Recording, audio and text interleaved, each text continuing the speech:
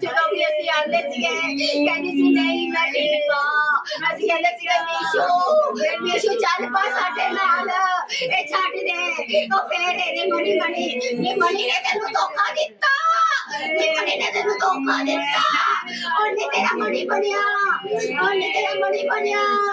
ਇਹ ਕੀ ਉਮਰ ਸੀ ਤੇਰੀ, ਇਹ ਕੀ ਉਮਰ ਸੀ ਤੇਰੀ। ਇਹ ਕੰਨਾਂ ਦੇ ਦਿਮਾਗ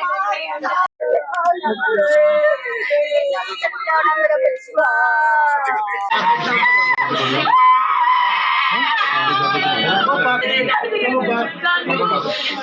बाकी बाहर हो जाओ। हेलो बाजी बाहर आ जाओ।